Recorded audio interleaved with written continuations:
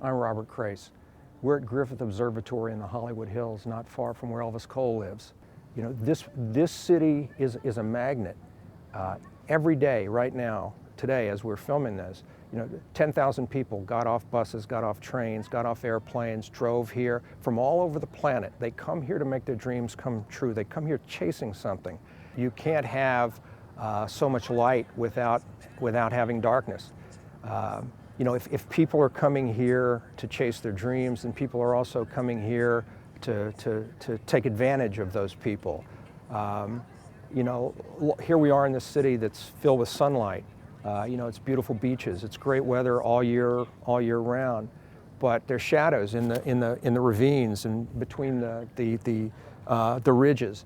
And dark things live in those shadows. Those of us who come from someplace else, like Elvis Cole and Joe Pike, I think maybe we're coming here to recreate ourselves, to find something that's lacking.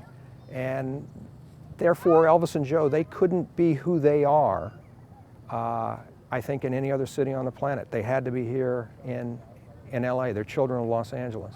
One of the things I'm trying to achieve in the new Elvis Cole novel is illusion and misdirection, so that as you read the new book, not everything that you believe is happening is actually happening, and not everything that appears on the face of things is actually the way things really are.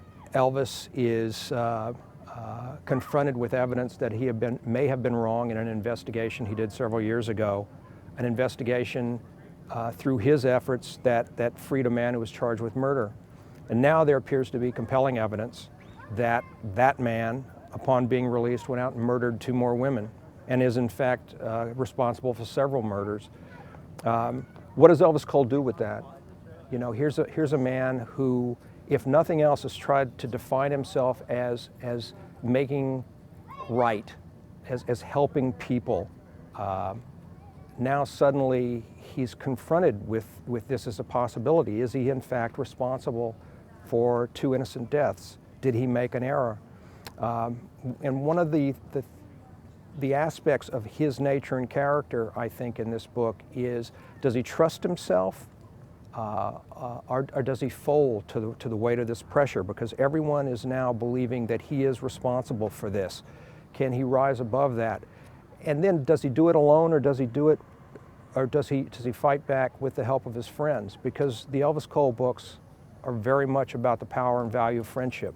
How far will he press those friendships? How far will they go to help him prove his innocence or prove what's real and what isn't real? Growing up with a family of police officers in which you see cops as human beings, you don't see cops when they're doing their job. You see them when they come home at the end of the day. You see them on the weekends. You see them on holidays. You learn and know who they are as human beings and how the job impacts on them. I think that very much is at the core of not only Elvis and Joe when I write about them, but my other novels when I'm writing about law enforcement individuals. I bring that humanity to it, I think. I spend a huge amount of time with LAPD, the ATF, FBI, Secret Service, whatever I'm researching. That's how I've gotten a number of the books. The 2-Minute Rule, FBI with bank robberies, Demolition Angel, the LAPD's Bomb Squad, on and on. I think it really enriches the work. That humor element in my work, to me, is reality.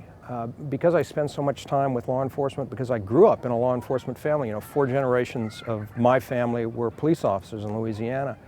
I don't know any cops who aren't funny. Police officers have the greatest senses of humor in the world, and I think it's a defense mechanism. So when I read books or see films where the cops are like dull as dishwater and no one has anything funny to say, I'm sitting there thinking, that's totally unreal. I think when Elvis has, he's snapping one-liners, he's telling jokes, when I have a humorous situation, it's because I've seen that in real life with all the cops I know. Of course, there was Chandler in the beginning. Even though there were other writers here, James M. Cain worked here, those books were phenomenal. But it was Chandler who introduced me to this genre. It was Chandler who, I think, first whetted my appetite for Los Angeles. But after Chandler got me into this, it's the history of Los Angeles, not only from novelists, from Chandler himself to John Fonte to the people who are practicing today, now, Michael Connelly and James Elroy. With me, the inspiration comes not only from those novelists who I admired, but also from filmmakers. Remember, I was a kid, in a small town in Louisiana, and my introduction to Los Angeles outside of the books was what I saw in movies and television. And filmmakers, the way this city was captured, because of the nature of this city, it's been endlessly inspiring to me, and it's what drew me here.